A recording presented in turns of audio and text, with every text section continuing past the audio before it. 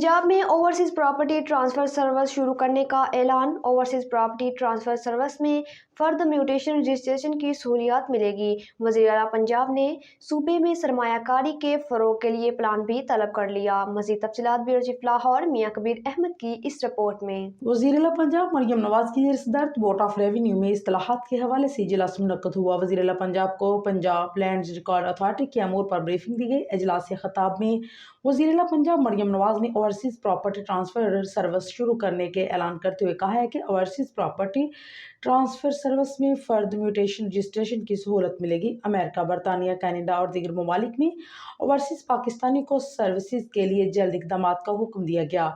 मरियम नवाज ने कहा है कि ओवरसीज के लिए खसूसी प्रॉपर्टी ट्रांसफर सर्विस में टाइम लाइन की पाबंदी यकीनी बनाई। वज़ीर आला मरियम नवाज ने पंजाब में सरकारी अराजी की लेज का रिकॉर्ड तलब कर लिया। मरियम नवाज ने सरकारी अराजी पर पार्क और रोड साइड स्मॉल जिम के लिए इक़दाम की हदायत की। साथ ही हर डिस्ट्रिक्ट में अराजी सहूलत मरकज़ कायम करने की भी हदायत जारी कर दी।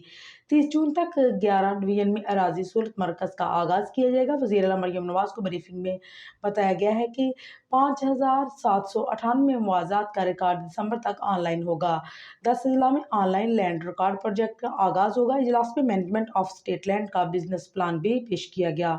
इजलास में सीनियर सूबाई वजीर मरियम औरंगजेब, सूबाई मशीर परवेज रशीद, रुकन Punjab assembly Sania Ashiq, senior member of board revenue, secretary revenue, chief settlement commissioner, board of revenue, DGPLRA ने शिरकत की। इसके अलावा DGPDMA, DG कच्ची आबादी और दीगर मुतल्लिका हुकाम भी इस मौका पर मौजूद थे।